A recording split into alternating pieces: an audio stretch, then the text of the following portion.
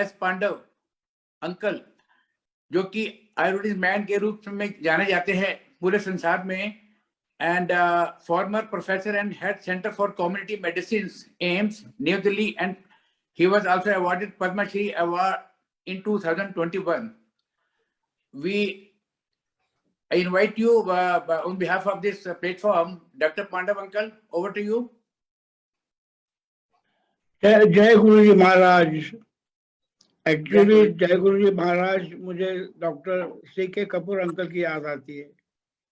CK Kapoor uncle, whenever he used to call Guruji, he used to call Jai Guruji Maharaj. Jai Guru. I just want to share with Ishwara Shankar Sangat. Today we have the world's best panelists present this afternoon. दुनिया के सारे मशहूर panelists हैं इसमें. So I want this session to be participative. We'll speak less. We would like Sangat to ask more questions to us. Be participative.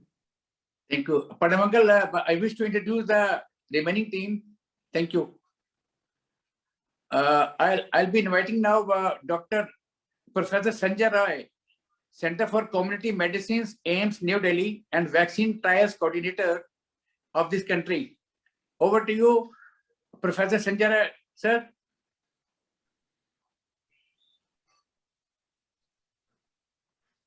Yeah, thank you very much. And नमस्कार सभी लोगों को. Thank you. नमस्कार sir, बहुत बहुत स्वागत है आपके इस प्लेटफॉर्म में. अभी एक एक करके सब एक्सपर्ट टीम के मेंबर्स को हम लोग इंट्रोड्यूस करने के बाद एक एक करके फिर डॉक्टर पांडव सेशन को मैनेज करेंगे. Thank you.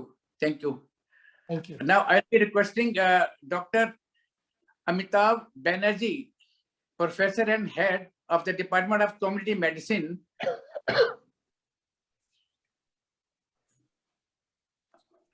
Pune medical college, Pune, DB Patil medical college, Pune. नमस्कार सर. नमस्कार टू एवरीवन. नमस्कार. आपका बहुत बहुत स्वागत है doctor Banerjee. Thank you. And the last not least, I will be requesting doctor Harshad Salve, additional professor, centre for medicine, AIIMS, new Delhi. Namaskar and thank you for having me on this webinar. Namaskar, sir. Dr. Salve, thank you very much for participating, everybody. Now I'll be requesting Dr. Chandrakant S. Pandav uncle, Dr. S. Chandrakant S. Pandav sir, to manage the session, please. Jai Guruji Maharaj. First of all, I'd like to thank our Sangat Parivar for attending today's session. I also want to thank my esteemed colleagues who are the panelists in this today's session. Today, they are the world's leading experts in coronavirus. Leading experts.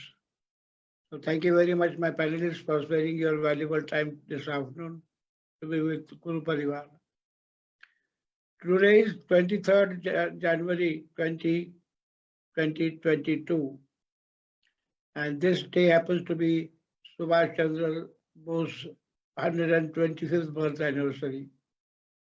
So I would like to pledge my gratitude and respect to Subhash Chandra Bose, whose 125th birth anniversary we are celebrating today. Before I ask my esteemed colleagues to participate in this session, I would like to express my gratitude to the Corona warriors.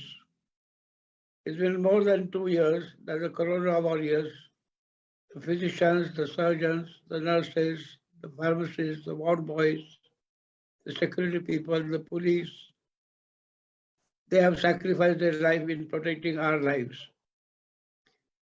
They were aware that they were riding into the valley of death, but they gave their profession priority for all this. I would like to express my gratitude. I'm happy to understand that the government of India has now given ₹50 lakhs as a life insurance to the people who sacrifice their life. While the government of India is doing its own bit, we as a part of the society should also contribute our own bit to the families of the people who sacrifice their life. Coming to the subject topic, Dr. Sanjay Roy, I just 10 minutes back, I saw on the WhatsApp message that a new virus has been discovered. New virus. The WHO regional director, director general of WHO just mentioned about it. Before I ask you my questions and to tell us about this whole story, I think this is a pandemic, with due respect, I know we have lost many lives, but this has been an eccentric pandemic. We have given too much of attention to COVID-19, too much. The deaths due to COVID-19, Sanjay Rai, please correct me, sir, is less than 2% in the world, less than 2%. Sanjay, am I right? You are always right, sir. Less than 2% is the deaths due to corona. And we have given 98% of our attention to addressing this problem. We have neglected the 98% of the causes of death. To me, as someone is saying, this is a pandemic of nonsense. We should be very serious about it. Actually, corona, COVID-19, the story began in China, in Wuhan, in 2019, December. It's been more than 2 years that we have witnessed this story. And this is a pandemic of over-information. This is a pandemic of misinformation, disinformation, distorted information, incomplete information. This is the pandemic of Google experts. A lot of people become overnight Google experts. This is a pandemic of misery, migrations, where people's lives and livelihood have been lost. More damages have been caused by having lockdown. People are died of hunger, migration, and to walk for miles and miles for this lockdown thing, which I find till today, I find difficult to understand it. And this is a pandemic of webinars. I was told by my colleagues there are 5 pillars of this pandemic. One is there is the politics of pandemic. There is a press which has really blown this out of proportion. Third is there is a pandemic of pharmaceutical industry which has benefited a loss large into this. The companies that made vaccines have made billions of rupees. And there is a pandemic of products being delivered at so. Amazon, the last 3 months, quarter, they have made 1,800 crores profit. And this is a pandemic of police that is responsible for it. I think we have given it too much of attention. Nobody has talked about immunity and humanity. That's my personal feeling. That's my personal understanding from whatever information I have given. I come to Dr. Sanjay Rai, who is a professor at the Center for Community Medicine. Sanjay, tell me your opinion about the myths and facts of this COVID-19. Your myths and facts about COVID-19. I would like to hear your views. Your views are very important because being at all Institute of Medical Sciences, we have been also the vaccine coordinator. And I also want to share with my Sangat, Sanjay is 24 hours surrounded by the media because they want to hear the truth. He talks about science. So Dr. Sanjay Rai, please share with my Sangat Parivar myths and facts of COVID-19. Thank you, sir. Thank you very much for having me here. And myth and facts about COVID-19. As you mentioned that it's a pandemic of misinformation and disinformation. So in this type of pandemic, really it's very difficult to narrate all the myths and facts. If everybody is talking, either they are misinformed or few people are really creating disinformation. The biggest misinformation or disinformation is related to vaccine and natural immunity. It took almost 2 years CDC to understand that natural immunity is also providing protection. Those who recovered from the COVID. And in their latest MMWR, that is weekly report, they released on 14th of this month, January.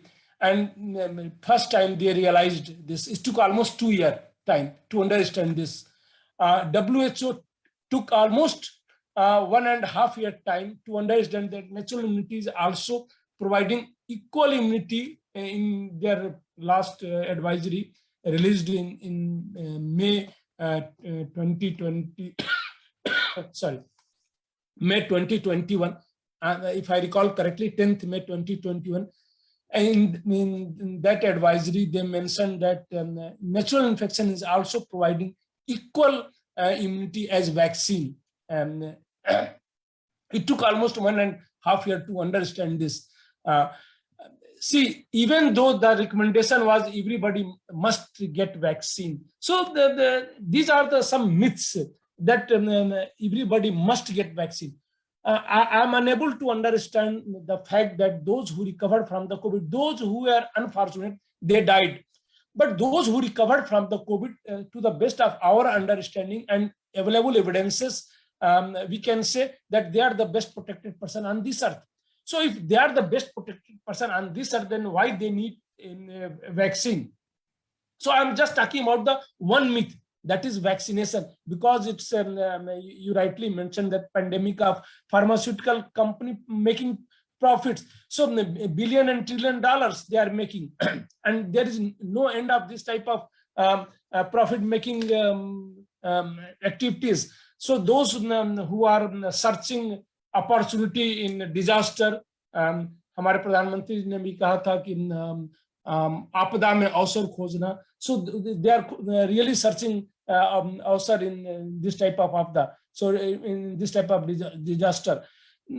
So this vaccination, based on our current understanding, we can say there is no need to vaccinate those who recovered from the COVID. It's a completely irrational, because they are best protected. So if vaccine is reducing severity and death, then we can use in susceptible population, those who never had COVID, are unvaccinated and never had COVID. So we can use there. So it's a completely irrational. It's unethical also, because to the best of our understanding, what we know that these vaccines are also causing some rare side effects. Although it's very rare, but definitely causing some side effects, like cardiac inflammatory disease. All these messenger vaccines are causing cardiac inflammatory disease. It's rare, 10 to somewhere between 10 to 15 per million doses, but causing, especially in the male children, and with second dose, the incidence of this type of cardiac inflammatory disease are very high. Then blood clotting type, like those who vector-based vaccines, they are causing, like your Sputnik, or also your Covishield. And the Covishield is using vector as a vehicle, chimpanzee adenovirus, whereas Sputnik, they are using human adenovirus. So there are some adverse event following immunization. We know that a person is best protected after natural infection. Then why we are vaccinating? The additional benefit is zero here in this case, but we are exposing them at a risk, even for the rare risk. So it's unethical. It's against the basic principle of medicine, that is do no harm. Knowingly we are causing harm. And third is completely unscientific. Suppose if we have this evidence that those who recover from the COVID, they are the best protected person on this earth, then we must monitor this. Currently, there are 32 vaccines approved by the various regulatory authority as of now. 32 vaccines. 334 vaccines are the different phases of development for one disease. We don't know the long-term impact of all these vaccines, so we should have a comparator group. So those who recovered from the COVID, currently they are the best protected person. So we must preserve this particular group for comparison of all these vaccines, long-term effect of the vaccine. So it's a completely unscientific. It's not only unscientific, even it's a criminal, because knowingly you are destroying the evidence. Those who are best protected person, we are vaccinating this best protected person, and we are destroying the evidence. So it's a as per law, it's a criminal. So there are a lot of misinformation. Even the medical fraternity, they are not aware about all these facts. And everybody is recommending that you must vaccinate everybody get booster also. So these are the some myths about the vaccination, about the also myth about children vaccination. So Dr. Amitabh Banerjee, Herschel is there. They will talk. So I will stop here. I will discuss later definitely. But thank you, sir. Thank you very much. Thank you very much, Dr. Sanjay Rai. I think you made a fundamental point. It's so simple to understand. It doesn't require qualifications. It requires just common sense and biological sense to understand that people who have got the coronavirus, they're best protected. There's no need to give vaccine to those people who already got coronavirus. So thank you, Sanjay. I just want to share with the Guru Paraya. Sanjay is the world's leading authorities on vaccine trials. Every word he has said is very important. I come to my distinguished colleague from Pune, which is also my hometown. There is a goldsmith, there is an ironsmith, there is a silversmith. Amitabh, you are the wordsmith in this entire story.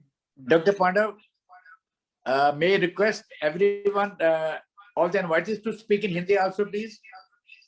Hindi में बात करेंगे. Sorry, हम अपने हमारी आदत है पुरानी, because we have been speaking to professionals and scientific people.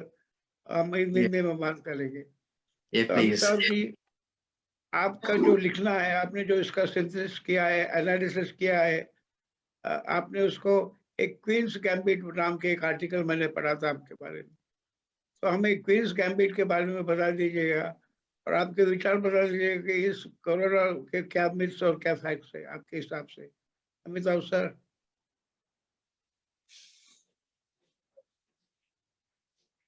Amitabh.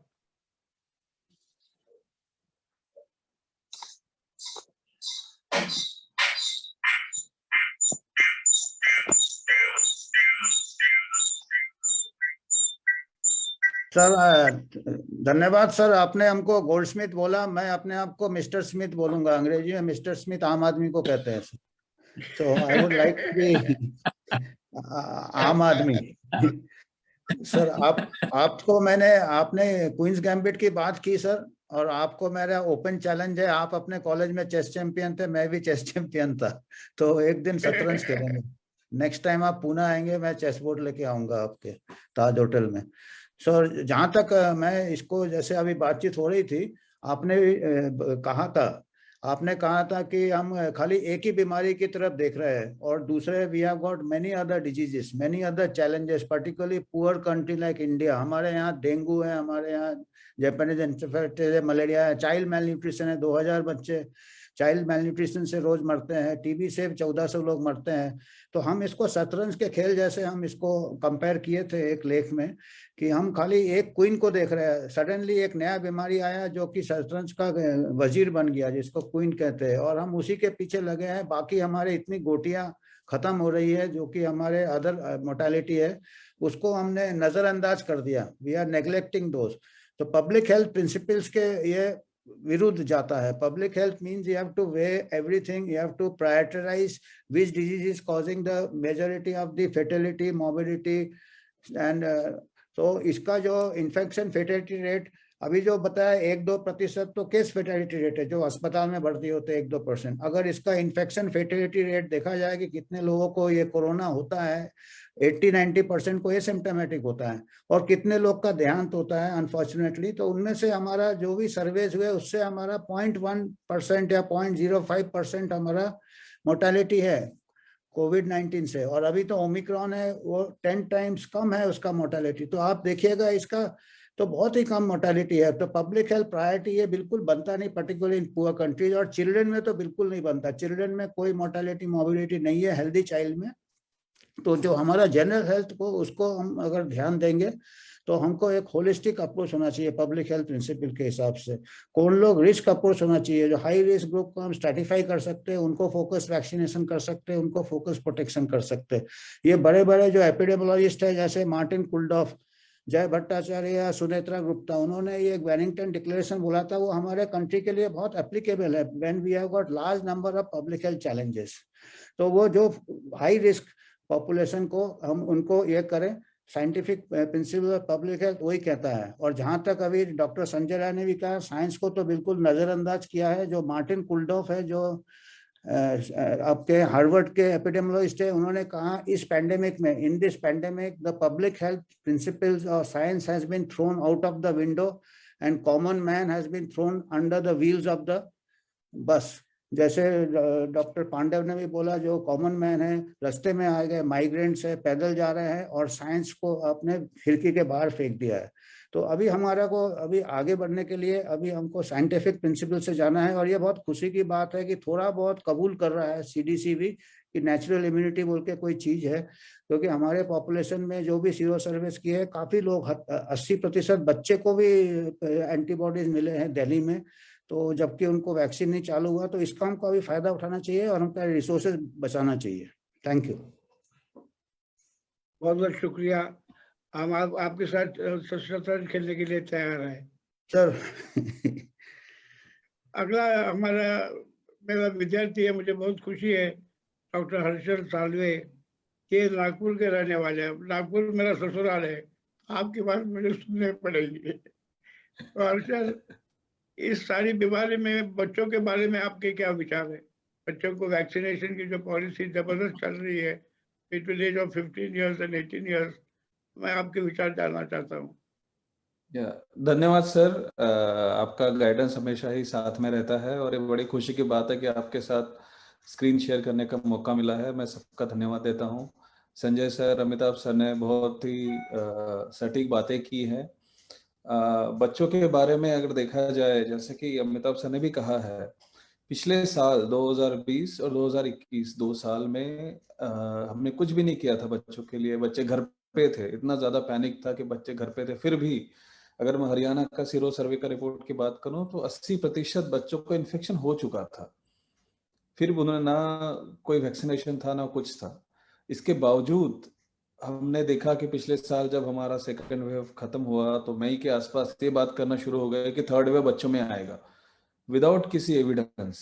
और जिस तरीके का, जिसको हम कहते हैं पैंडेमिक में 2 चीजें सबसे जरूरी होती है, इंफॉर्मेशन, प्रोवाइडिंग राइट इंफॉर्मेशन, सबको सही इंफॉर्मेशन देना, both directions, information to the policy makers जो साइंटिफिक कम्युनिटी का काम होता है, और information to the public, again ये साइंटिफिक कम्युनिटी और सरकार का काम होता है। तो इसमें मेरे ख्याल से हम कम रह गए हैं।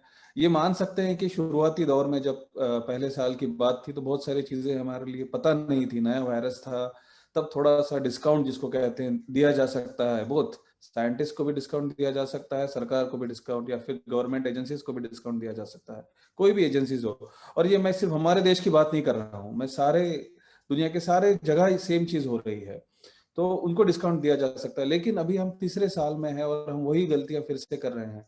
बच्चों की बात करें, फिर से हम सारे स्कूल्स बंद कर दिए गए हैं। फिर से बच्चों के स्कूल्स खुल रहे हैं, बंद हो रहे हैं, खुल रहे बंद हो रहे हैं। और अभी स्कूल खोलेंगे, मैं पक्का कहता हूं, अभी भी महाराष्ट्र गवर्नमेंट ने कहा है कि हम सोमवार से स्कूल खोलेंगे, लेकिन अभी भी 70% पेरेंट्स कहते हैं कि हम बच्चों को नहीं भेजेंगे। क्यों?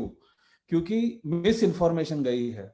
हम सही तरीके से पेरेंट्स को, कम्युनिटी को इन्फॉर्म नहीं कर पाए हैं। अभी भी मेरे फ्रेंड्स काफी सारे हैं जो अपने बच्चों को 2-2 साल से घर में बिठा के रखे हैं, और बच्चों में ओबेसिटी, एक्सेस स्क्रीन टाइम जिससे उनको चश्मे लगना, उनके इंटेलेक्चुअल पावर कम होना, ये सारे डेवलपमेंटल इश्यूज होना। अभी भी नर्सरी के बच्चे, हम 3 साल के बच्चों को स्क्रीन के सामने बिठा रहे हैं।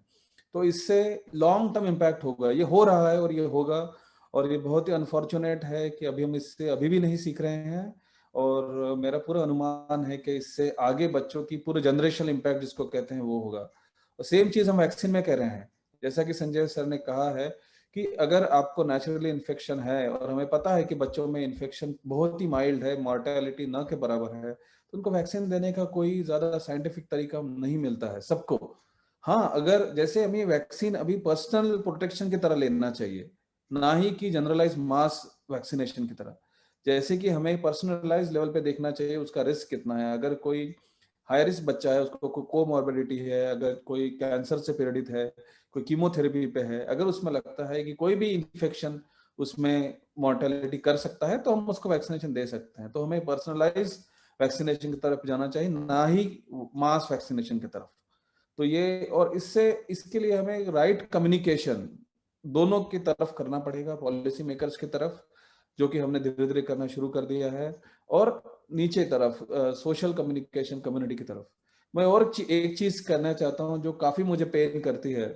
अभी आप अगर जाएंगे तो नया 2-3 टर्म पिछले साल से इंट्रोड्यूस हुआ है, night curfews, weekend curfews, alternate market opening and down, जो अगेन बिल्कुल अनसाइंटिफिक है, क्योंकि हमें हमारे एडमिनिस्ट्रेटर को पता नहीं क्या करना है, तो बस कुछ भी फैंसी तरीके से सुबह 9 से 1 रहेगा, 2 से 1 रहेगा, किसी दिन ब दिन बदलते रहते हैं। अगर पब्लिक हेल्थ की बात करते हैं तो हम सोशल डिटर्मिनेंट्स की बात करते हैं, वल्नरेबल पॉपुलेशन की बात करते हैं, जो भी वर्कर हमारे अनऑर्गेनाइज सेक्टर में है, जो होटल में काम करते हैं, जो शॉप्स में काम करते हैं। हमारा अभी भी एम्प्लॉयमेंट ऑलमोस्ट 60 से 70% एम्प्लॉयमेंट हमारा अनऑर्गेनाइज सेक्टर में है, जो डेली वेज पे काम करते हैं। तो ये जो वल्नरेबल पॉपुलेशन है, इन तरीके के डिसीजन से ये अफेक्ट होती है, इनका डे टू डे लॉस होता है, और वो पॉवर्टी, इल हेल्थ के साइकिल में चले जाते हैं, और उनको बाकी बीमारियां होती है, हेल्थ सेक्टर में वो डिटैच हो जाते हैं। तो ये बहुत ही गंभीर विषय है, और मुझे बहुत ही दुख होता है कि हम इससे सीख नहीं रहे हैं। 1-2 साल में हमने सीखना चाहिए था, इसको सीख के आगे बढ़ना चाहिए था कि ये चीजें बिल्कुल ही अनसाइंटिफिक है, इसका ट्रांसमिशन पे बिल्कुल ही कम असर है, इसका ज्यादा असर इकोनॉमी पे है, लोगों की लाइवलीहुड पे है। तो ये मेरी कुछ सीमित बातें थी sir, thank you so much. Harshal, आपने दो चीज के बड़ी बड़ी अच्छी तरह से बताया। एक तो information, information is power, both information for the policy makers and information for the common man.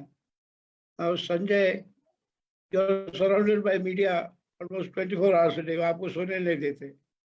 तो ये जो हर्षल, डॉक्टर हर्षल जो बात कर रहे हैं इंफॉर्मेशन के बारे में, इसके बारे में और मीडिया के बारे में आपके क्या विचार हैं?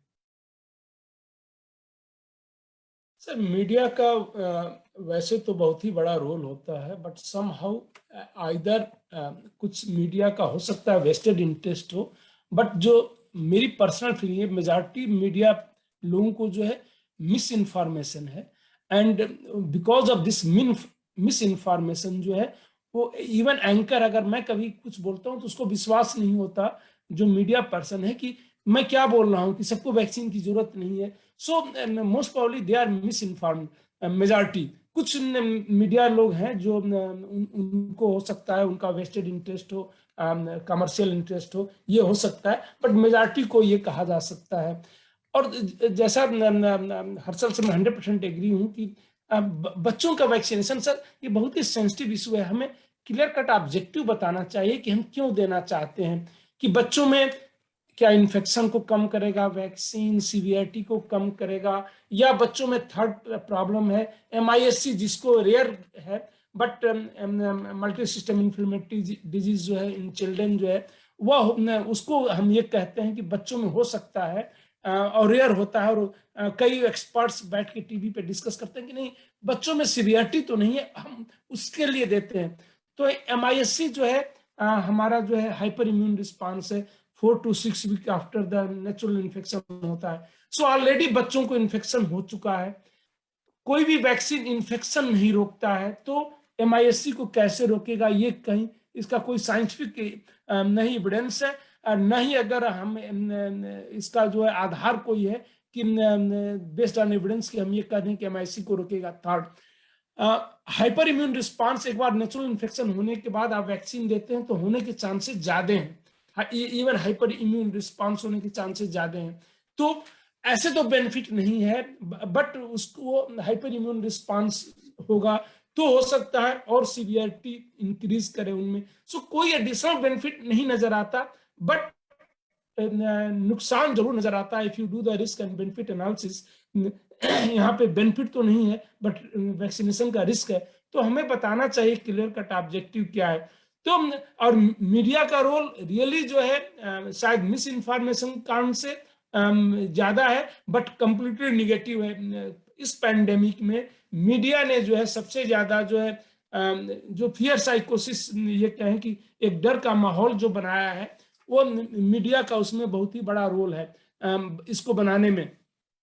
और उसने जो है हमारी सोच पे अपना अधिकार बना लिया है।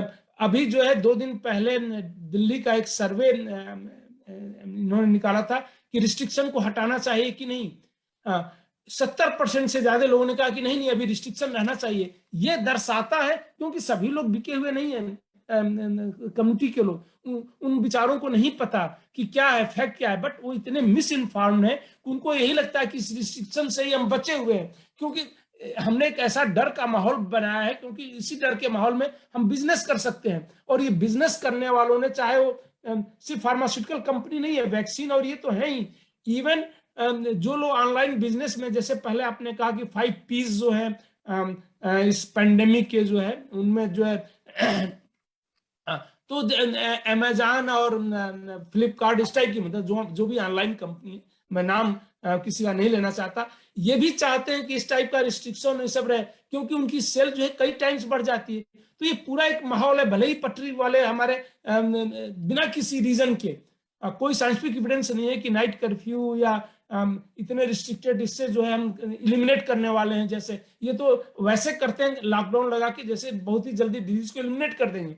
आपको याद होगा हमारी मिनिस्ट्री ने ये प्रेजेंटेशन किया था कि लॉकडाउन से 16 मई 2020 को 0 केसेस हो जाएंगे, मतलब इलिमिनेट कर लेंगे। लॉकडाउन लगाने का उनका ऑब्जेक्टिव ये था। हम लोग भले ही समझाते थे आके टीवी पे कि लॉकडाउन इसलिए है कि वह जो है सडन जो है केसेस का ओवरलोड ना हो, हमारा हेल्थ सिस्टम ओवरवेल्म ना हो जाए, और इसलिए जो है उसको कम करने के लिए लॉकडाउन, ये हमारी सोच थी। बट जिन लॉकडाउन को जो रिकमेंड किए थे उनकी सोच थी कि वो एलिमिनेट कर लेंगे इस डिजीज को। तो अब इस टाइप की सोच, और वही सोच जो है इस टाइप से, जैसे 100 बार एक झूठ को बोलते रहिए तो वही सच लगने लगता है। ये डर का माहौल शुरू से अब हमें रियलाइज होता है, हम भी कई बार उस डर को बढ़ाने में ही सहायक रहे हैं। हमें ये लगता है कि हम भी जो है, ये स्क्रिप्ट कोई और लिखता है और हम उसमें जो है हमसे वो डांस कराता है उस स्क्रिप्ट पे, और हम जो है डांस करते रहते हैं।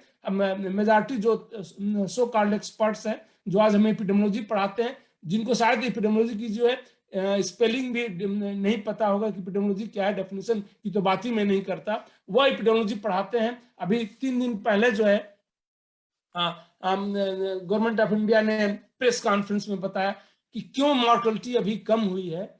इसलिए कम हुई है कि 70% वैक्सीनेशन लग गया है। सेकेंड वेव के समय 2% था। एपिडेमियोलॉजी का बेसिक प्रिंसिपल है कि एप्पल का एप्पल से कंपेयर करो, ऑरेंज और एप्पल को कंपेयर मत करो। ओमिक्रॉन वर्सेस हम ये कंपेयर कर रहे हैं और ये कर रहे हैं, और कोई बोलने वाला नहीं है। तो कितने मिस इन्फॉर्म्ड हुआ है, उनका कंटेंट कोई वेरीफाई नहीं करता है। सो अगर इस टाइप का गवर्नमेंट भी अपना प्रेजेंटेशन करेगी तो लोगों का विश्वास तो उठता ही जाएगा ना। गवर्नमेंट की विश्वसनीयता कम होती है इससे। कम से कम साइंटिफिक कंटेंट को तो उनको वेरीफाई करा के इस टाइप का प्रेजेंटेशन करना चाहिए। बट है जो हमारी टीचिंग है अभी तक उसके कंप्लीटली अगेंस्ट है। आप कोई भी देख लीजिए, वैक्सीन इफिकेसी वर्सेस इफेक्टिवनेस, हमेशा हम कहते हैं कि वैक्सीन इफिकेसी जो है चूंकि कंट्रोल सिचुएशन में होता है तो इफेक्टिवनेस जो है हमेशा उससे कम होगा। अभी और गवर्नमेंट भी उसको कई बार कहती है। आर्मी ने एक पेपर पब्लिश किया, पीयर रिव्यूड जर्नल में पब्लिश किया, 15 लाख आर्मी मैन को हमने कोविशील्ड देके, जिसका विथ 2 स्टैंडर्ड डोज 4 वीक के पार्ट 4 हफ्ते की गैप पे इफेक्टिवनेस आया है उनका 93.1%। उस वैक्सीन का जिसका वैक्सीन इफिकेसी 62.1 है। तो 9 कैसे जो है आ जाता है, क्योंकि अगेंस्ट बेसिक प्रिंसिपल है। जो एनालिसिस कर रहे हैं वह भी जो है उसमें कई ड्रॉबैक है।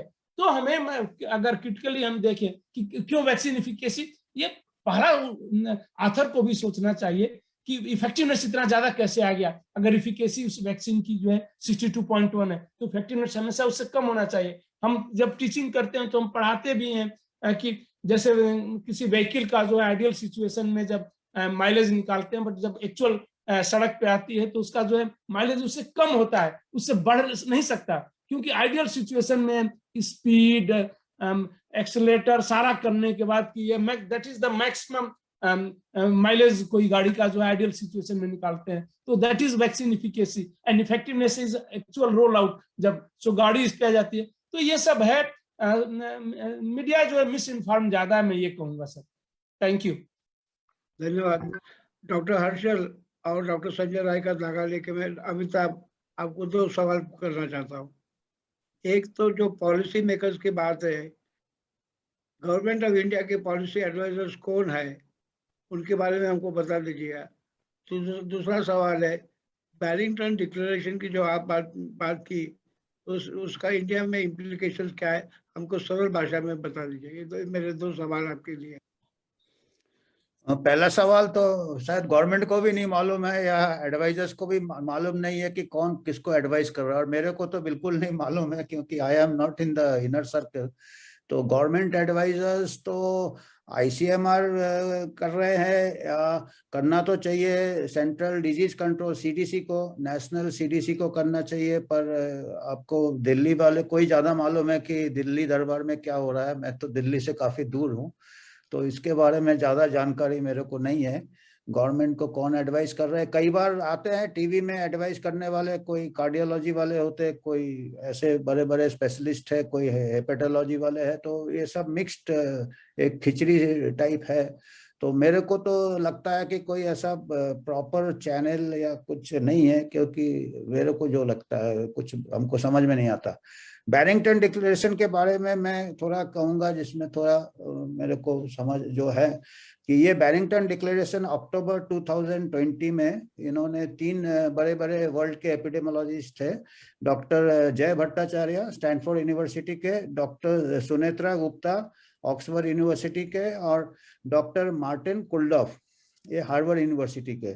ये तीनों ने ये एक प्रपोजल दिया था कि ये जो ऐसे हम इसमें फंस गए हैं, we have entered into such a, जैसे मोस्ट ऑफ द कंट्रीज में लॉकडाउन हो गया है, बिजनेस को सेटबैक हो गया, स्कूल कॉलेज बंद है, इसमें से निकलने के लिए उन्होंने तब तक जो एपिडेमियोलॉजिकल डेटा कलेक्ट हुआ था, जितना को हमको बीमारी के बारे में पता चला, वायरस के बारे में पता चला, उसके बेसिस पे, उसके लक्ष्य पे उन्होंने ये प्रपोजल दिया था, समझो ये उन्होंने सुझाव दिया था कि जिस हिसाब से जो हाई रिस्क ग्रुप है, ऑलमोस्ट थाउजेंड्स ऑफ टाइम फर्क है। जैसे कोई चाइल्ड को ऑलमोस्ट 0 रिस्क है, तो उससे कई ज्यादा रिस्क है एल्डरली को, कोमोर्बिडिटी को। तो उस हिसाब से उन्होंने कहा था कि सबके लिए लॉकडाउन की जरूरत नहीं है, सबके लिए इसकी जरूरत नहीं है। जो लोग रिस्क में नहीं है, जो यंग हेल्दी पीपल है, जो बच्चे हैं, वो अपना काम करे, स्कूल वगैरह खोल दीजिए, बिजनेस वगैरह खोल दीजिए। जो बुजुर्ग लोग हैं और जो कोमोर्बिड है, उनको फोकस प्रोटेक्शन दीजिए, और इससे क्या होगा कि जो नेचुरल इन्फेक्शन, ऐसा उनको फिर मिसअंडरस्टैंड भी किया, उनको बहुत जो मेन स्ट्रीम जो कंसेंसस था, जो फौजी का गैंग था या जो था, उन्होंने कहा कि ये तो बिल्कुल गलत बोल रहा है, ये कह रहे कि सबको इन्फेक्ट कर दो। तो उनका ऐसा मतलब नहीं था, उनका मतलब यह था कि जो लोग को रिस्क नहीं है वो अपना काम करे, और हो सकता है उनको नेचुरल इम्यूनिटी आ जाएगा, not unduly exposing them but in the natural course of things, जो कि ऐसे भी हो गया। जैसे हमारे देश में वैक्सीन आने के पहले ही 70-80 प्रतिशत लोगों को इन्फेक्शन हो ही गया, जो कि हम रोकना बिल्कुल ही नामुमकिन है। तो उन्होंने यही कहा था बैरिंगटन डिक्लेरेशन में, दैट इससे क्या होगा, आपको इकोनॉमी को लॉस नहीं होगा, आपका स्कूल को लॉस नहीं होगा, और बहुत जल्दी स्टेबलाइज हो जाएगा। Pandemic will stabilise much faster rather than closing everything, closing the whole society and waiting for the vaccine, जो कि अभी नजर आ रहा है। अभी वैक्सीन आ गया, वैक्सीन के बाद भी ट्रांसमिशन नहीं रुका है, नए वेरिएंट आ गए वगैरह वगैरह, और वैक्सीन के पहले भी कई लोगों को इन्फेक्शन हो गया है। तो जो उनका ऑब्जेक्टिव था लॉकडाउन का या वैक्सीनेशन का, वो तो हासिल हुआ नहीं। नुकसान क्या हो गया कि हमारा बिजनेस लॉस हो गया, एजुकेशन लॉस हो गया, 2-2 साल स्कूल बंद है, उसमें साइकोलॉजिकल लॉस है, ट्रॉमा है, बच्चे का डेवलपमेंट नहीं है। जैसे अभी डॉक्टर हर्षल भी कह रहे थे कि उनका साइकोलॉजिकल, मेंटल, फिजिकल हेल्थ भी बहुत एडवर्सली अफेक्ट हुआ। तो बैरिंगटन डिक्लेरेशन बहुत ही लॉजिकल एक ये था, जिसको कि अगर कोई थोड़ा बहुत स्वीडन ने फॉलो किया था, और आप देखेंगे स्वीडन ने स्कूल बिल्कुल नहीं बंद किया था, हालांकि छोटा कंट्री है, 1 करोड़ पॉपुलेशन है, फिर भी एक एक्सपेरिमेंट के तौर से देखा जा सकता है। स्वीडन ने स्कूल थ्रू आउट खुले थे उनके, और उनका कोई ना चाइल्ड मोर्टेलिटी मोबिलिटी बढ़ा, ना स्कूल टीचर में मोबिलिटी मोर्टेलिटी बढ़ा, ना ही उन्होंने कम्युनिटी ट्रांसमिशन फैल गया, ना ही वो बड़े को लाके बीमारी फैलाया। तो स्वीडन ने किया था। अभी आप केसेस देखेंगे, पूरा वर्ल्डोमीटर में देखेंगे, स्वीडन का कर्व बिल्कुल फ्लैट है, नाइदर वहाँ पे केसेस हो रहे हैं ना डेथ्स हो रहे हैं। तो ऐसा वो बैरिंगटन डिक्लेरेशन के हिसाब से अगर हम चलते तो शायद काफी हद तक हमारा जो सेटबैक्स है, जो कोलैटरल डैमेज पर्टिकुलरली, वो नहीं होता। धन्यवाद। सुरेश शंकर, सुरेश शंकर, सुरेश शंकर। जय गुरु जी अंकल। सुरेश शंकर, अब सूत्र आपके हाथ में देता हूँ। हम चाहते हैं कि आप शंकर से जो कोई भी सवाल पूछना चाहते हैं हमारी टीम को पूछ लीजिएगा। Okay, that's right. Any question? Over to you, Anirudh uncle.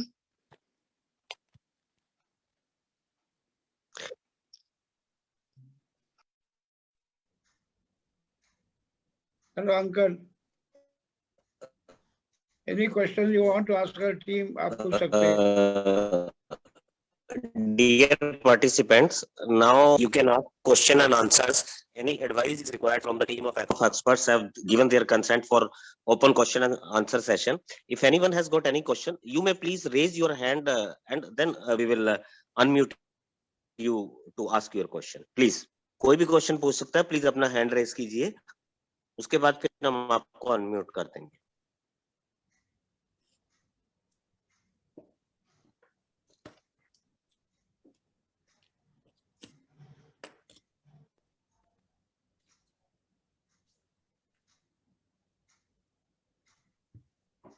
प्यारे संगत परिवार, आप हमें कोई भी सवाल पूछ सकते हैं। कोई any question you want to ask, any question please ask us. मुझसे पूछ लीजिएगा, कोई भी सवाल है, आपको क्लैरिफिकेशन चाहिए, हमें पूछ लीजिएगा।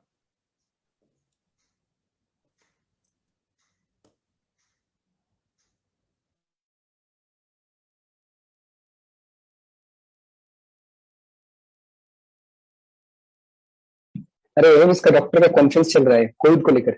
मैं जा रही हूँ। हाँ ठीक है। हाँ, वो अच्छा है, वो लेटेस्ट इन्फॉर्मेशन दे रहा पूरा। फिर उसका चार डॉक्टर हाँ ये चल रहा है ना, चलो तो नोट्स बना रहा हूँ, जाओ ठीक है, निकलो ना। हाँ ठीक ठीक है। है ना, ठीक। कॉल कर।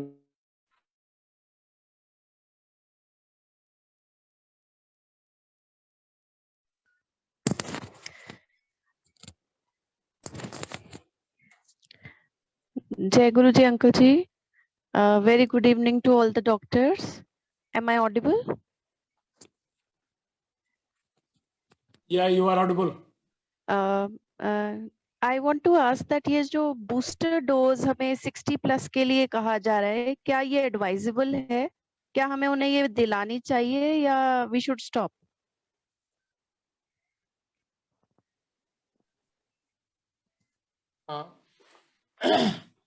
कौन, किससे आपने ये सवाल पूछा?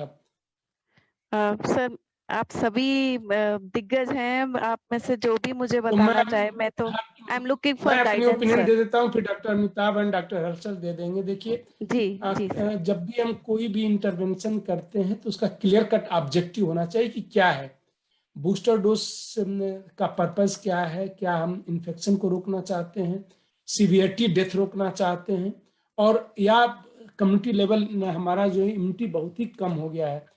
मैंने पहले भी कहा था कि ज्यादातर लोगों को इन्फेक्शन हो गया था डेल्टा के समय ही, और इस समय जब ओमिक्रॉन आया है तो इवन री इन्फेक्शन भी हो रहा है उन लोगों में। ठीक है, सीवियरिटी नहीं हो रही है जिनको एक बार इन्फेक्शन हुआ था, बट री इन्फेक्शन भी हो रहा है। इसके पहले री इन्फेक्शन देखने को बहुत ही कम मिलता था, बट अभी जो है री इन्फेक्शन देखने को भी मिल रहा है। तो लेकिन री इन्फेक्शन के बाद भी वो बेस्ट प्रोटेक्टेड हैं, जो भी ग्लोबल एविडेंस है। हम चूंकि साइंस के स्टूडेंट रहे तो इसलिए हम साइंस पे बिना एविडेंस की बातें नहीं करते, और मॉडर्न मेडिसिन को तो हमेशा हम कहते थे कि एविडेंस बेस्ड मेडिसिन है और वही हमारी स्ट्रेंथ है। अगर हम एविडेंस की बात करें तो ये वैक्सीन क्या करते हैं, एंटीबॉडीज लेवल प्रोड्यूस करते हैं। ज्यादातर वैक्सीन जो है ये अब लग गया कि वह सेलुलर इम्यूनिटी नहीं प्रोड्यूस करता। इम्यूनिटी जो है हमारा बड़ी कम्प्लेक्स मैकेनिज्म है, इतना इजी नहीं है कि एंटीबॉडीज हमने मेजर कर लिया और सिर्फ एंटीबॉडीज लेवल पे हम कह दें कि नहीं एंटीबॉडीज कम हो गया, ज्यादा हो गया तो आदमी प्रोटेक्टेड है, नहीं प्रोटेक्टेड है। मैं एक छोटा सा ये बता देता हूं कि क्या हो रहा है। ज्यादातर वैक्सीन जो है इस वायरस में जो 4 प्रोटीन है उनमें से स्पाइक प्रोटीन है उसके अगेंस्ट एंटीबॉडीज बनाते हैं। ज्यादातर सारे वैक्सीन जो है ओरिजिनल वुहान वायरस का जो स्ट्रेन था उसके स्पाइक प्रोटीन के अगेंस्ट बनाते हैं। तो एंटीबॉडीज लेवल बहुत ही अच्छा है, हाईली इम्यूनोजेनिक भी है। बट उसके बाद जो है ये जितने म्यूटेशंस हो रहे हैं, हजारों म्यूटेशंस अभी तक हो चुके हैं। हाँ ठीक है, वेरिएंट ऑफ कंसर्न हमारे 5 अभी तक हैं कि अल्फा आया, बीटा आया, उसके बाद गामा आया, डेल्टा आया, डेल्टा प्लस हिंदुस्तान के लिए भी वेरिएंट ऑफ कंसर्न था, और इस समय ओमिक्रॉन पूरी दुनिया में आ गया है। तो ये सब जो है ये है तो, बट सब में म्यूटेशन जो हो रहे हैं वो स्पाइक प्रोटीन में ही हो रहे हैं। अभी ओमिक्रॉन में इतना ज्यादा स्पाइक प्रोटीन में हो गया कि एग्जिस्टिंग इम्यूनिटी को भी वो इसलिए बाईपास कर दे रहा है क्योंकि वह बहुत ही स्पेसिफिक एंटीबॉडीज बना रहा है। आप देखिए तो एक यूके जैसे कंट्री में, छोटी कंट्री में, डेली फुल्ली वैक्सीनेटेड लोगों में जहां पे 50% से ज्यादा बूस्टर लग चुका है, कम से कम वो डेटा रिलीज करते रहते हैं, तो 50,000 से ज्यादा रोज जो है फुल्ली वैक्सीनेटेड लोगों में इन्फेक्शन हो रहा है। तो ये दर्शाता है कि इन्फेक्शन को रोकने में कारगर नहीं है। तो चाहे वो बूस्टर लगा दें और नहीं लगाएं।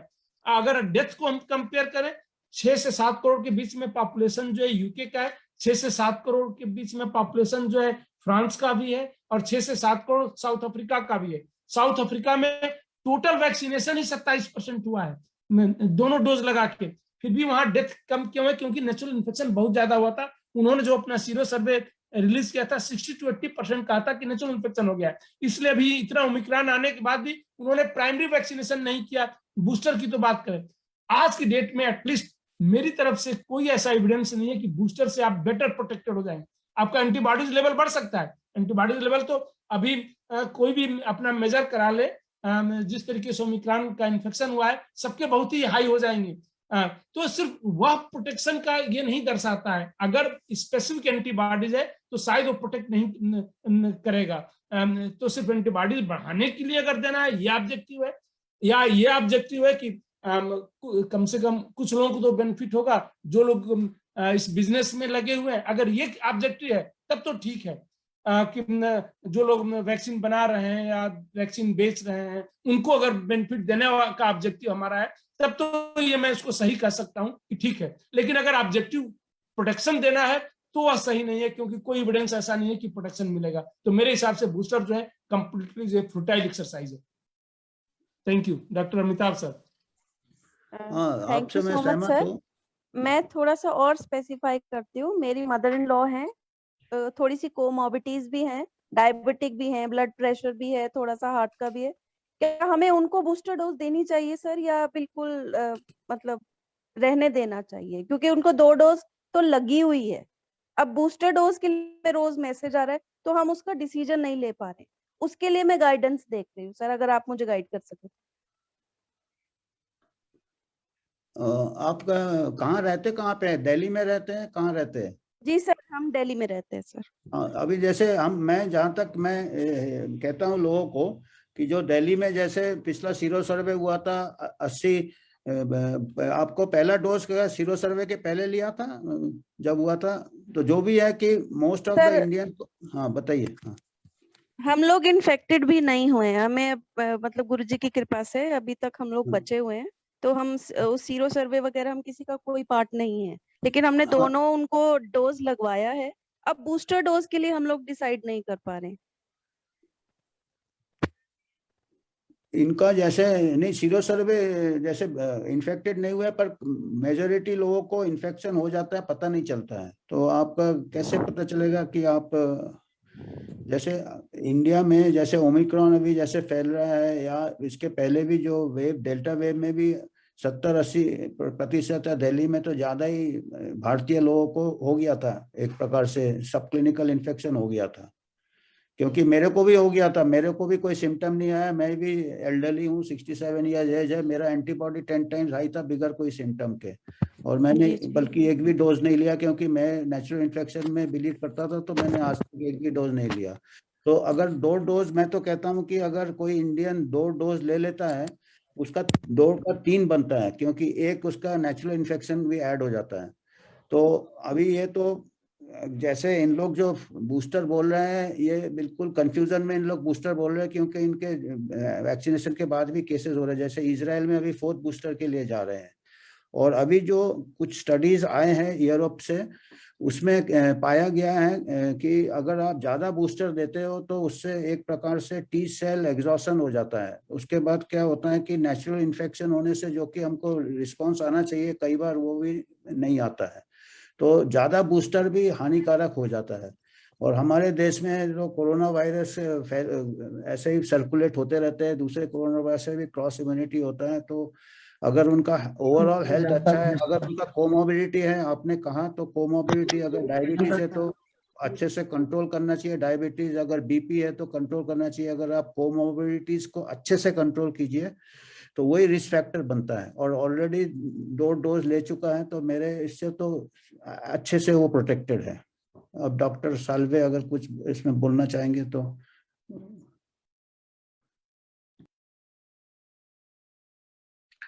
Amitabh, can you hear me? Yes, sir. Actually, it's a question of incremental protection, हाँ sir. The added value of the degree of protection is much less as you go up the number of boosters. It really doesn't make a difference. But what they have made it compulsory, if you want to stay in a hotel, or if you want to do air travel, this vaccination certificates have become necessary, which I find as an interference by the state in people's hands. I find most undemocratic. Sir but I don't think ये booster को बोलते precautionary dose है। मैं तो I think 2 dose को ही मानते हैं इसको सर्टिफिकेट में। I think this is optional. ये प्रिकॉशनरी डोज भी कंपलसरी किया क्या सर? ये हमको नहीं है 2 ही डोज है ना। I think best guide would be the personal physician. I think treating physician it has to be customised, but by and large we can take the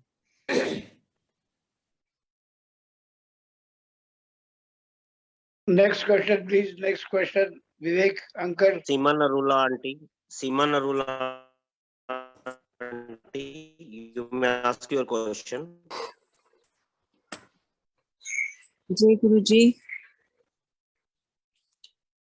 Jai Guruji, can you hear me? Yes, we can hear you. Uncle, right now I'm fighting Omicron. We are all suffering from that. Today is the 4th day. So they're saying now it's the 7-day quarantine and 8th day you can walk out without getting the retest done. But I have a, elderly father-in-law at home. So is it okay if we walk out without getting the test done, or should we repeat the test on 8th or the 9th day?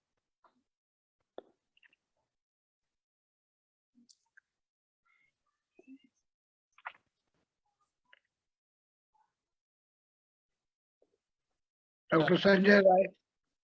ठीक है। देखिए, all these are based on evidences. जैसे अभी Omicron से पहले up to 10 days था, उसके पहले जब ओरिजिनल वुहान था तो 28 डेज था, और निगेटिव टेस्ट होने के बाद ही हम ये कहते थे कि आप फ्री होंगे।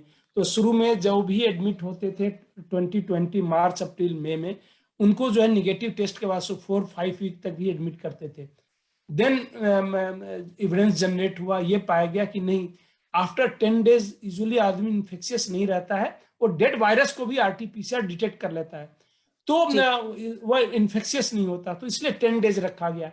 अभी जो ओमिक्रॉन में एविडेंस है, हो सकता है आप 15th डे पे भी कराएं और आप पॉजिटिव आए, लेकिन उसका ये मतलब नहीं हुआ कि आप इन्फेक्शन कैरी कर रहे हैं, हो सकता है डेड वायरस हो। जो अभी एविडेंसेज हैं कि मेजॉरिटी में जो है 7th डे पे जो है इन्फेक्शन जो है खत्म हो जाता है, 5th डे पे ही खत्म हो जाता है, वो नॉन इन्फेक्शियस हो जाते हैं। इसीलिए CDC ने जो अभी नई गाइडलाइंस दी 5 डेज का ही किया हुआ है। यूके अब 4 डेज उसको करने जा रहा है, ओनली 4 डेज। तो 7 days is more than sufficient जो अभी की एविडेंस में लग रहा है। फिर भी आप एक्स्ट्रा प्रिकॉशन अगर लेना ही चाहते हैं कि अपने फादर इन लॉ, तो खुद मास्क पहन के उनके पास जा सकते हैं, क्योंकि ये एयरबॉर्न डिजीज है, आप पर्सन टू पर्सन ट्रांसमिट होता है थ्रू मेनली ड्रॉपलेट। और ये तो आप उनके पास जा रहे हैं, अगर आप मास्क पहने हुए हैं, suppose rare of rarest chance है कि इन्फेक्शन आप कैरी कर रहे हैं, तो भी आप जो है उनको प्रोटेक्ट कर सकते हैं इस वे में। अदरवाइज रिपीट टेस्टिंग की न ही गाइडलाइन से जरूरत है, न ही साइंटिफिक एविडेंस ये कहता है कि उसको कोई एडिशनल बेनिफिट होने वाला है। Thank you. Thank you so much, doctor. Thank you. Next question, please. Next Vivek question. ji, Yeah, now Vivek ji, good evening. Am I audible? you can ask your question. Yeah. Good evening. Am I audible? Yeah, you are Yes, audible. Yeah. Yes, sir. Good evening, Good evening, Doctor sir. Very good evening to all संगत जी, जय गुरु जी। मेरा question है sir, जैसे बच्चों की अभी vaccination शुरू हुआ है, अभी रिसेंटली अगर बच्चों ने मतलब बच्चे ने कोविड पॉजिटिव हुआ है, रिकवर हो गए हैं, तो कितने टाइम बाद वैक्सीनेशन ले सकते हैं बच्चे? देखिए, वैक्सीनेशन जो सरकार का रूल है उसका 3 महीने के बाद वैक्सीन ले सकते हैं। ये आपका अधिकार क्षेत्र में आता है। हम किसी को नहीं कहते कि वैक्सीन लेना है नहीं लेना है, हम सिर्फ साइंटिफिक इंफॉर्मेशन शेयर करते हैं। पहली बात, बच्चों में यह है कि सीवियरिटी होती ही नहीं है, सारे बच्चे इन्फेक्ट हो गए और बहुत ही रेयर सीवियरिटी होती नहीं है। दूसरा, ऑलरेडी बच्चे को इन्फेक्शन हो गया है तो आप बेस्ट प्रोटेक्शन प्रोवाइड कर रहे हैं, क्योंकि जो नेचुरल इन्फेक्शन से रिकवर्ड हो गया है बेस्ट प्रोटेक्टेड है। चांसेस वैक्सीन के रेयर इवेंट्स होते हैं, कुछ एडवर्स इवेंट होते हैं, वह जो है इंक्रीज हो जाते हैं अगर आपको एक बार इन्फेक्शन हुआ है, क्योंकि जो एडवर्स इवेंट होते हैं वो हाइपर इम्यून रिस्पांस होता है। इम्यून जो रिस्पांस शरीर का है वो बढ़ जाता है। तो आपको पहले से अगर प्राइम्ड है, मतलब इन्फेक्शन हुआ है और वैक्सीन लेते हैं तो उसकी प्रोबेबिलिटी बढ़ जाती है। आल्दो रेयर है, बहुत ही कम होता है, 10 लाख में जो है 8-10 होना जो है बहुत ही कम है, बट उसकी प्रोबेबिलिटी इंक्रीज हो जाती है। तो कोई एडिशनल बेनिफिट जो एग्जिस्टिंग साइंस का नॉलेज है उसमें देने से नहीं नजर आता, बट ये आपके अधिकार क्षेत्र में आता है। आप वैक्सीन लेना चाहते हैं, उसको देना चाहते हैं दीजिए, नहीं देना चाहते हैं नहीं दीजिए। ठीक है, thank you. Any additional input from doctor कितने दिन बाद अगर देना है तो कितने दिन बाद? 3 मंथ्स का पीरियड या लेस? 3 मंथ जो सरकार की गाइडलाइन से 3 मंथ है। कितने में देना है हमने तो कहा कि कोई एडिशनल बेनिफिट नहीं है, मैं अब सरकार की गाइडलाइंस की बता रहा हूँ 3 मंथ। क्योंकि स्कूल में मैंडेटरी हो जाएगा कि बिना वैक्सीनेशन के स्कूल में शायद बच्चों को जाने नहीं देंगे। नहीं, ये नहीं हो सकता है। इसके खिलाफ काफी अभी अभियान चल रहा है। ये होगा तो बहुत ही गलत होगा। आई थिंक अमिताभ सर वगैरह भी इसके लिए काफी लिख रहे हैं। कोर्ट में भी मेरे ख्याल से सुप्रीम कोर्ट में ये मसला चल रहा है। हमने चीफ जस्टिस को भी लिखा है। उसमें गवर्नमेंट ने ये दिया है कि हमने वैक्सीन किसी की चीज के लिए मैंडेटरी नहीं कहा है। ये बयान आते रहते हैं लूज, जिसको कहते हैं ना लूज बयान आते रहते हैं, नेताएं रहें ताकि कोई भी लोग रहें, लेकिन गवर्नमेंट ने लिखित में दिया है सुप्रीम कोर्ट में कि हमने किसी भी चीज के लिए वैक्सीन मैंडेटरी नहीं किया है। तो मुझे नहीं लगता है स्कूल के लिए वैक्सीन मैंडेटरी होने जा रहा है। कुछ स्कूल प्रिंसिपल कर सकते हैं ऐसा, उनके अगेंस्ट आप केस कर सकते हैं। जानबूझ के आप अपने बच्चे को रिस्क पे नहीं डाल सकते। अगर ये एविडेंस है कि बच्चों में वैक्सीनेशन जो है कोविड से ज्यादा खतरनाक हो सकता है, भले ही रेयर हो, बहुत ही कम है। अपने बड़ों में जो है कोविड से ज्यादा डेथ होती है, 1.5% के आसपास ग्लोबल डेथ हुई है कोविड से। ओमिक्रॉन आने के बाद कम हो गई है, बट ऐसे हुई है। बच्चों में वो बहुत ही कम है, हर 10 लाख में 2 रिपोर्टेड है डेथ, मतलब जबकि बड़े जो है 15,000 के आसपास 10 लाख में मरे हैं। उससे ज्यादा वैक्सीन में से डेथ रिपोर्टेड है, वैक्सीन से डेथ रिपोर्टेड है इवन इन दिस कंट्री जो है। तो आप जो है कि किसी के कहने से अपने बच्चे को रिस्क पे नहीं डाल सकते हैं। हाँ, आप अपने से अगर कन्विंस हैं कि बच्चे का वैक्सीन जो है सुरक्षित है, उसको देना फायदेमंद है, तो आप दे सकते हैं। बट किसी के फोर्स करने से जानबूझ के आप अपने बच्चे को रिस्क पे नहीं डाल सकते। कोई फोर्स नहीं कर सकता, और कोई अगर प्रिंसिपल करता है तो उसके अगेंस्ट केस करना चाहिए। Our next participant is Dr. Neelam.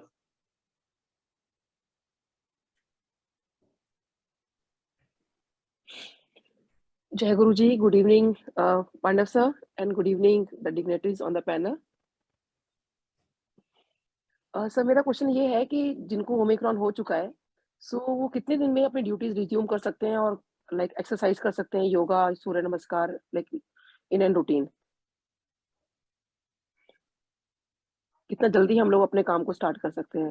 Like वो कोई ज्यादा रेस्ट इसमें चाहिए, और जैसे एक्सरसाइज करने में डेफिनेटली बहुत ब्रीदिंग एक्सरसाइज काफी करनी पड़ती है अगर हम लोग योगा कर रहे हैं तो। सो वो हम लोग कब से स्टार्ट कर सकते हैं? अमिताभ, आई थिंक सर आप तो करते ना sir yoga, doctor Pandav, you would be knowing हाँ जी। बिकॉज डॉक्टर पांडव तो रेगुलर करते हैं। हाँ तो वो योगा के बारे में बताएंगे वो। आई थिंक सर आप ही बताएं सर, योगा कब स्टार्ट कर सकते हैं? आई थिंक एक हफ्ता तो ड्यूटी, एक हफ्ते बाद तो ड्यूटी रिज्यूम करने का आ गया, जैसे डॉक्टर संजय राय कह रहे थे। बाकी I continue with my yoga. I continued. I didn't stop. हाँ sir, you have stopped sir? I did not stop my yoga. I continued with yoga. हाँ तो अच्छा, आपने स्टॉप नहीं किया? डॉक्टर नीलम को बताइए कितने दिन बाद वो रिज्यूम कर सकते होगा, क्योंकि उसके ग्रेडेड एक्सरसाइज होंगे मेरे को। हाँ 5 to 7 days. 5 to 7 So days. 7 days, 5 to 7 days after recovering from this Omicron, right? Not Omicron only is just- Omicron, any viral infection. Any Usually viral we infection. stop any viral infection. If you have some sort of, you don't do physical activity in the viral infections, क्योंकि उसमें फिर आपके body को जैसे कहते हैं ना, rest जरूरी होता है to get to have fasten the sir I mean कि वही जो 7 days हो गए उसके बाद 7 days और, इट मींस हाँ, कम्स कोई आउट टू बी किसी 14 days. ओमिक्रॉन से स्पेसिफिक नहीं है। कभी आपको सर्दी जुकाम भी है, कभी बुखार भी, आपको किसी भी बीमारी से आगे हो, आगे इससे पहले हुआ हो, तो यूजुअली हम इन चीजों में फिजिकल स्ट्रेनियस एक्सरसाइजेस नहीं करते, चाहे योगा हो या और कोई सर नॉर्मली जो अपना काम से रिज्यूम करना है दैट वी कैन डू, वो तो आपने वो भी 7 days. 7 दिन का कहा है सरकार ने, 7 दिन बाद आप ज्वाइन कर सकते हैं। कंपनी स्पेसिफिक गाइडलाइंस है काफी कंपनीज की, if you are an employ somewhere. Okay, नहीं सर, मैं actually I am a dental surgeon, तो I have my own clinic, so मुझे वही करना था कि तो लाइक कोई बात नहीं, कब स्टार्ट काम कर सकते वी कैन नहीं है 7 दिन बाद। We can start the work now. Yes, okay, yes. Thank you so much sir, thank you so much. There's an old saying that viral infections get ready in 1 week and 7 days. एक हफ्ता या 7 दिन में वो ठीक हो जाते हैं. Yes. Okay sir, thank you.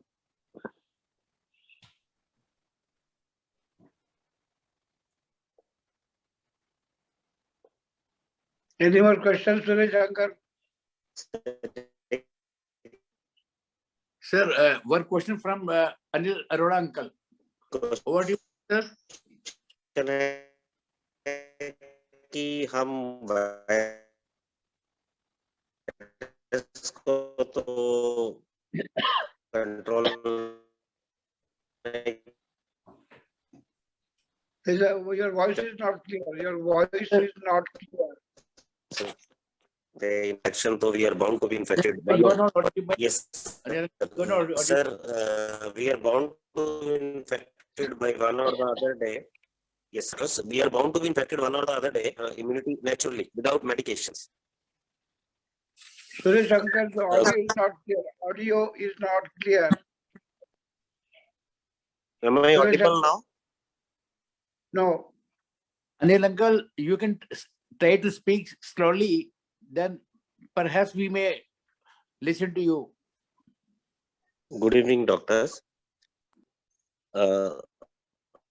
Infection is bound to be there one or the other day. What are the natural ways to improve our immunity, to boost our immunity?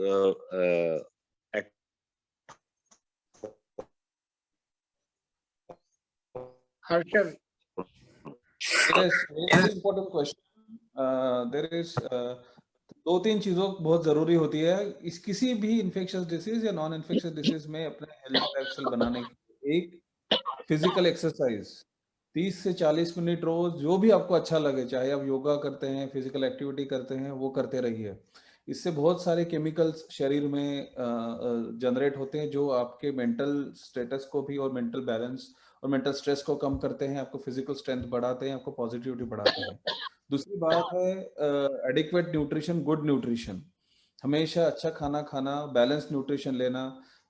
खाने में हमारे हरी सब्जी और फ्रूट का प्रमाण हमारा होना चाहिए अच्छी तरीके से, इसको कहते हैं 5 servings of fruits and vegetables, ये होना जरूरी है, जिसमें नेचुरल बूस्टर्स होते हैं, नेचुरल विटामिन होते हैं।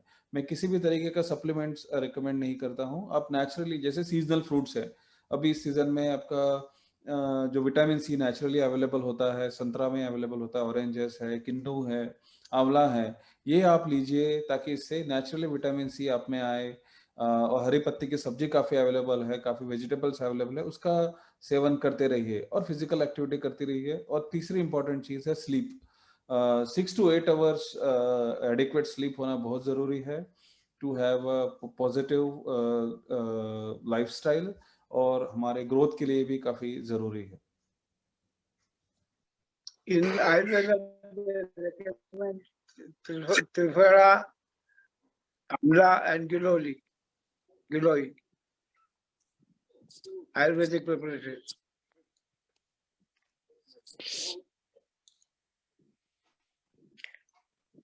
Thank you. Jai Guruji, Dr. Pandav, sorry to bother you again, but just one more quick question I had, that after we move out of the room, somebody was advising that we get the whole house sanitized. Like, is it advisable or is it okay? The virus on the surface is already dead. I don't know how to go about it. Should we call a professional company to sanitize it, or how do we go about it? Amitabh. I don't think so much drastic things are required, because this doesn't achieve anything, because you don't stay in one room, you go to other places. So whatever little virus is not going to really cause serious illness. So I don't think these are things which really help. So this type of thing was started initially in the pandemic. They used to sanitize whole buildings, but I don't think it has got any practical value. So just basic hygiene, that's enough. Hand washing and personal hygiene, but and of course ventilation. If you are the room, if you really want to, you have a good fans, open the windows and ventilate it, free airflow, that should take care of it. I think there is Dr. Amitabh Banerjee, क्योंकि well ventilation अगर रहे तो problem कुछ नहीं होती। Initially जब when we started this, ये था कि फोमाइड से भी होता है, तो इसलिए जो है सैनिटाइजर इसका बहुत ही ज्यादा रोल माना गया था उस समय। But now we have sufficient evidence कि फोमाइड का रोल ऑलमोस्ट मिनिमल है, न के बराबर है ओवरऑल ट्रांसमिशन में, तो इसलिए उनकी जरूरत नहीं है। आप बस उसको वेल वेंटिलेटेड रखें अपने घर को, मोर देन सफिशिएंट होना चाहिए। Thank you. Actually, I call this as a pandemic of fear. Pandemic of fear. इतना लोगों में डर पैदा किया है, ये मीडिया ने इतना डर पर लोगों को, इस pandemic of fear.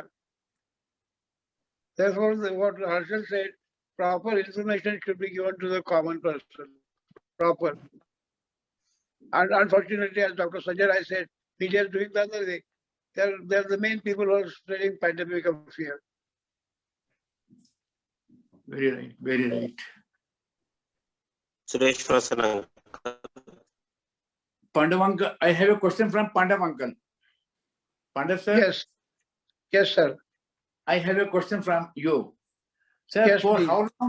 how long the global communities, global population will have to face this pandemics, so-called new viruses? Is there any? These viruses will keep on coming. What I said is that we have given, actually, if your attack carries the first day's attack, we will not see any tetravalent or Omicron. अब हमने इनको पाल के रखा है। अगर शुरू में हम अटैक फेज में होते तो यहाँ तक नौबत नहीं आती। This will become a part of usual viral infection. Unfortunately, as I said, undue attention is given to this Omicron, this entire COVID-19. Undue attention is given to it. Undue. That's the tragedy of this entire story. Sanjay, Amitabh, Harshal, what do you have to say? We Sanjay, should be treating it like any other disease. There are so many diseases, and each case rather than one size fits all and close the world. Take care of the comorbidity. This has been a pandemic of comorbidity. So if you take care of your obesity, world is becoming obese. The Western countries are 3 times more obese than Asian African. They are badly hit. Or middle class is also becoming obese, and we are also gathering the comorbidities. So general health, control of obesity is most important. Most of the high risk was the obesity.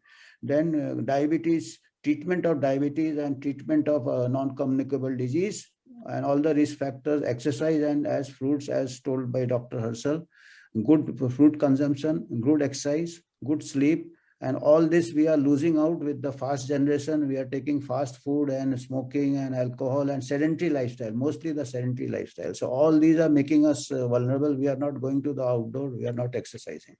So if we take care of this, we can. Stay here. Amitav, the prevalence of mental diseases increased a lot. Mental illness. It has aggravated. And mental stress reduces immunity also. People are panicked, they lost some impact, they drink more, smoke more, eat more. That also reduces immunity, besides the neuroendocrine suppression of immunity. So everything is correlated. General health is more important than one virus at a time.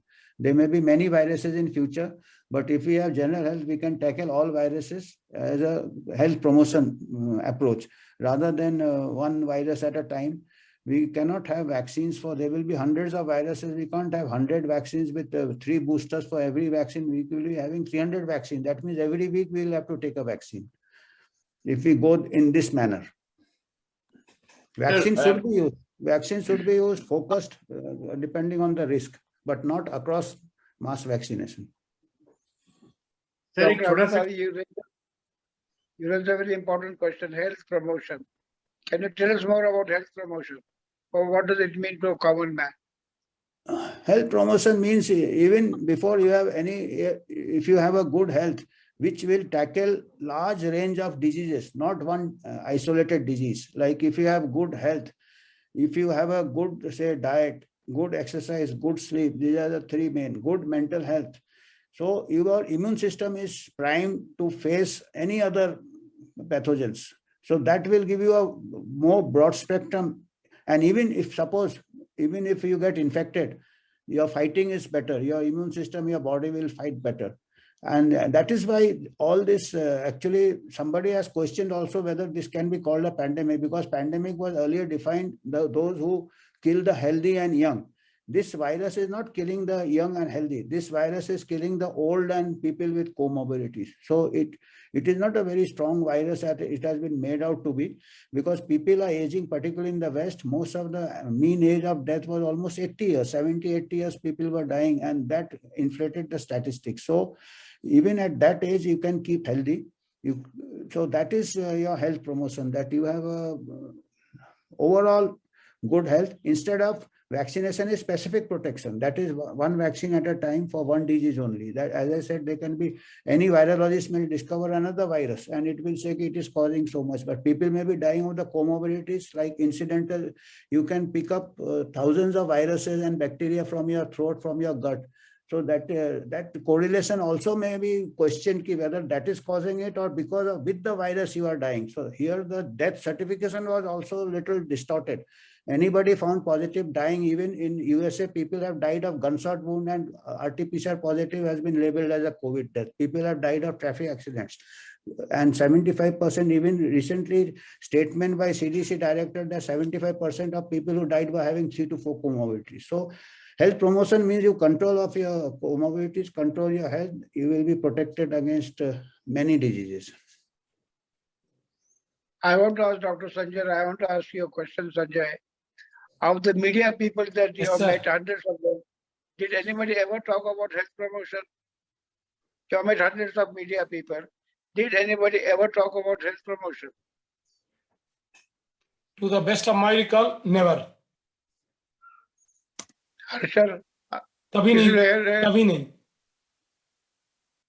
Harshal, did anybody talk of health promotion? No, sir, because this is considered as a boring topic in a sense, right? When we talk, when I say, the people say, okay, this is a usual thing. But You see, now we always say you should keep your basics rights for anything. For any sports, anything we say, the basics should be right. So similarly for health also, our basics should be right. Good nutrition, good physical activity, and good sleep. Then other things comes after that. As Amitav sir rightly said, even in the Maharashtra, we went for on the government duty for assessing the COVID response. 10% of broad deaths were labeled as COVID just because they were a practice of testing of every autopsy, the body which has come for autopsy for COVID-19. And out of this 10%, few are the homicide. Homicide is also labeled as the COVID, and the suicides are also labeled as the COVID. So everything lies in the data. And as I said, I also said in one of the show, we really want to put up what is COVID death means. There's still unclear things. Every state has their own policies, and we repeat it again that COVID deaths are happening and all these things. But hopefully the discussion will happen in the global community someday, and the real truth will come out. Thank you, sir. One more question from Suresh Vashanji. Please, Suresh Vashanji, please.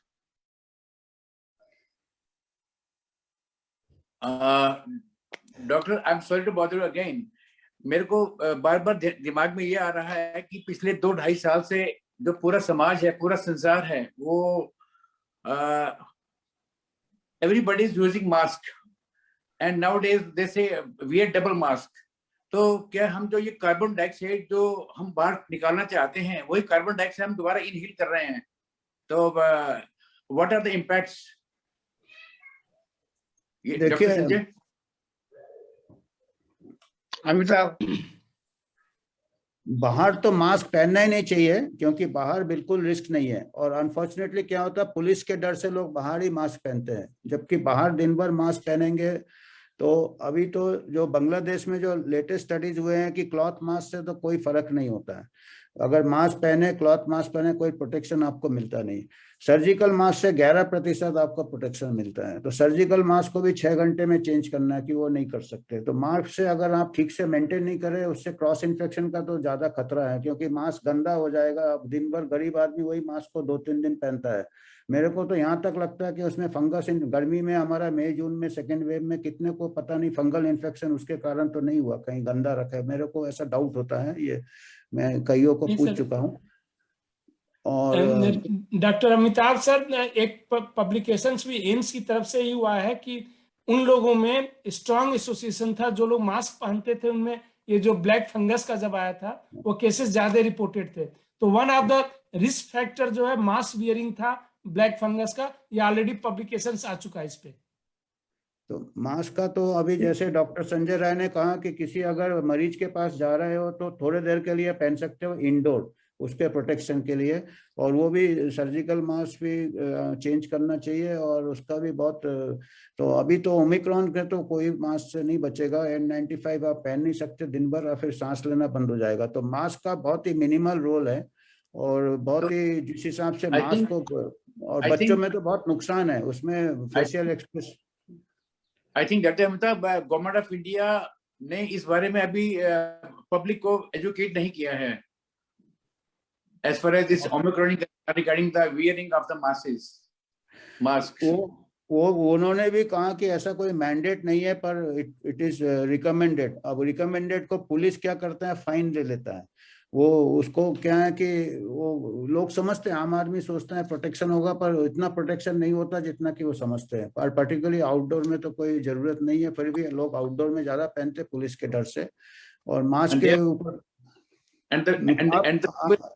people are fined, rather they are fined if for not wearing the mask. मैं 2 बार मैं fine they चुका हूँ, इसलिए मुझे मालूम है. 2 बार मैं fine they चुका हूँ पुलिस को. और नहीं, दूसरा जैसे आप कह रहे थे जो कार्बन डाइऑक्साइड और ऑक्सीजन लेवल कम होता है, इसमें एक पब्लिश स्टडीज में अभी रिसेंटली देख रहा था, एक पब्लिश स्टडीज भी है कि उसमें ऑक्सीजन और ये कार्बन डाइऑक्साइड का प्रॉब्लम है, और ये साइड इफेक्ट्स है. कंटिन्यूअस मास्क यूज में साइड इफेक्ट्स है, और बच्चों में तो बहुत ही डेंजरस है, क्योंकि यूके में भी बच्चों में मास्क नहीं पहनने के लिए बोलते हैं, पर हमारे यहाँ शायद स्कूल में बोले अभी स्कूल खुलेगा तो एक और ये समस्या आएगा, मास्क पहनना नहीं पहनना, क्योंकि mask in fact there is a need of mass awareness in this reference. by Government of mask India. Awareness में क्या होता है कि ये भी ऐसा पैनिक हो गया है कि मास्क नहीं पहनेंगे तो आपको बिल्कुल बोलेंगे कि ये बहुत गलत बोल रहा है। मतलब वो एक जैसे मास्क पहनना बहुत जरूरी हो गया है, बाकी दूसरे लोग बोलेंगे आप मास्क नहीं पहने हमको खतरा होगा। पूरे वर्ल्ड में ऐसे हो रहा है। आप देखेंगे ऑस्ट्रेलिया में लोग लड़ाई कर रहे हैं रास्ते में मास्क नहीं पहना, तो यहाँ पे भी ऐसे हो गया है कि लोगों को लगता है मास्क नहीं पहना तो आप उसको भी खतरे में डाल रहे हैं। तो मास्क का फोबिया भी जाने में बहुत टाइम लगेगा और ये इमीडिएटली मास्क सब पहनते हैं, मैं भी दूसरे के इससे पहनते हैं। हमारे हर जगह ऑर्डर है मास्क पहनने का, ऑफिस में ऑर्डर है, कॉलेज में, इसमें सब जगह है। तो मास्क का भी थोड़ा ये एक जटिल समस्या अभी ये भी एक है। Suresh Uncle managed to do. I talked about 5 P's. Dr. Pandav talked about 5 P's: politics, press, pharmacy, product available at the doorstep through Amazon and companies like that, and police. These are the 5 people who will never allow the pandemic to die down. ये pandemic को बनाएंगे, ऐसे बनाते नाटक तो चलता रहेगा।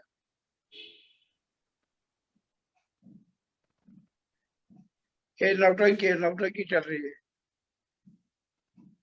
हम 4:30 से मेरा एक दूसरा वेबिनार है, मैं सोच रहा हूँ कि लंच लेके उसको शुरू कर लूँ।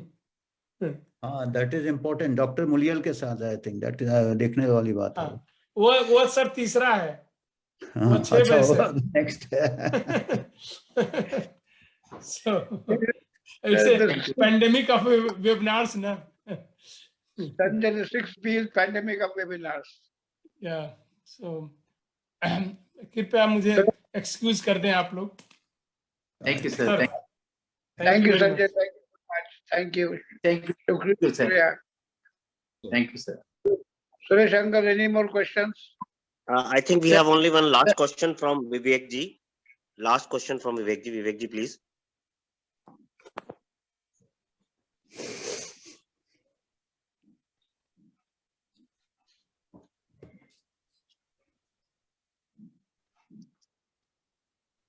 Sanjay, Dr. Sanjay Rai has lost weight during pandemic because वो Hello? खाते ही नहीं। हेलो, ये मास्क पे ही मेरा पॉइंट था कि जो हमारा दिल्ली में या एनसीआर में इतना पोल्यूशन है, तो यहाँ तो mask when AQI is more than 100, then is it advisable to wear mask outside, even though corona or no corona? Doctor Salve बताएंगे, नागपुर में है, नीरी के नीरी के नजदीक है। नहीं बिल्कुल, हम जो जैसे मैं work in air pollution also research में, तो उसमें तो बिल्कुल, लेकिन उसमें N95 मास्क पहनना जरूरी है। अगर आपको पोल्यूशन से बचाव करना है तो N95 मास्क पहनना बहुत जरूरी है। Yeah, so Delhi conventional AQI in Delhi throughout the year is more than 100, unlike the southern states or Western India states. So is mask wearing throughout the year is kind of prerequisite. There are people who wear a mask throughout the year, particularly people who are suffering from chronic diseases, for example chronic kidney diseases or any cancer, people who are on chemotherapy related to cancer, radiotherapy related to cancer. They continue to wear masks, COVID or no COVID, throughout a year, with only due to the air pollution related thing. Okay. Another thing is that I don't know whether I have this observation by analyzing the humidity data in various cities and countries, that wherever the humidity is more than 50, 60 or even say less than, there the cases are high of this pandemic. So is there any relation do you foresee between humidity and the pandemic spread? Yeah, because you see the humidity occurs when the ventilation is not proper. So adequate ventilation circulates the air, and the chances of sort of stagnation of the infectious agent, be it any virus, not only COVID, is more. That's why we say that indoor, the spread also happens, as said previously also. The chances of transmission of the virus is more in the indoor setting. So that's why the guideline says, and rightly so, that you should keep your indoor setting well ventilated, so that the air keeps on circulating. We call it as a cross ventilation, and the chances of transmission goes down drastically. Okay. So that means wherever the humidity levels are high, then the normal standard is and AQI is high or low, there in those areas we need to at least be specially protection, even though experts say whatever. Yeah. No, expert says what science says, you know. So there is no doubt about, nobody is denying this fact that in indoor the transmission is more, not for this virus, for most of the viruses. So, and because currently this virus is in circulation, that's why we are talking about it. But if you have any person who is comorbid, who have a serious issues, other diseases, so he definitely has to wear a mask, and that too N95 mask. So in the case of pollution, this cloth mask and surgical mask has no impact. So N95 mask has to be. So sir, even in the outdoors, like in Delhi NCR, the humidity levels are more than 70. But outdoor the transmission is less. It is not related to the humidity in that sense. Okay. The outdoor, because of the air is circulating, the outdoor chances of transmission is really less. So in the foggy condition, is the virus transmissible outdoors? No, because it's an outdoor, no, the transmission is not that sort of on a higher side in the outdoor setting. So Suresh Shankar, I just want to thank all my panelist friends, Dr. Sanjay Rai, Dr. Amitabh Banerjee, and Dr. Harshal. Thank you so much for your precious time. Shukran. Sir, Thank you, sir. just a minute, sir. On behalf of the participants, also we would like to thank you, doctors. Yeah. On my personal behalf and on behalf of the other participants,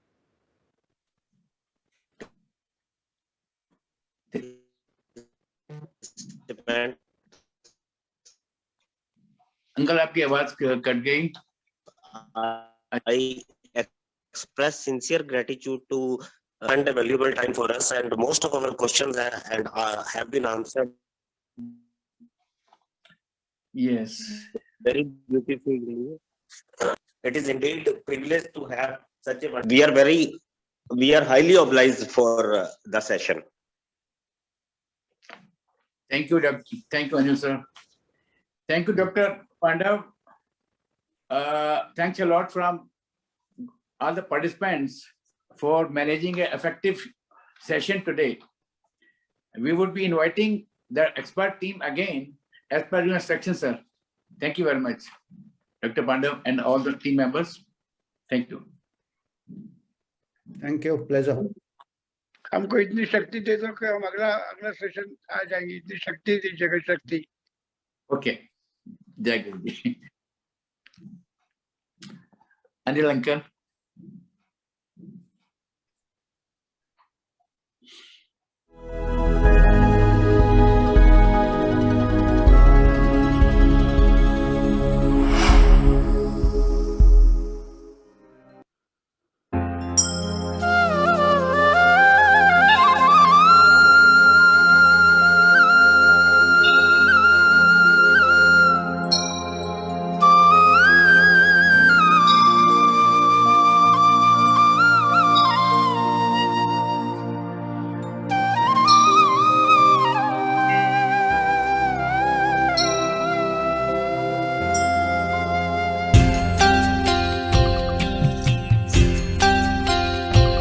इतनी शक्ति हमें देना दाता, मन का विश्वास कमजोर होना.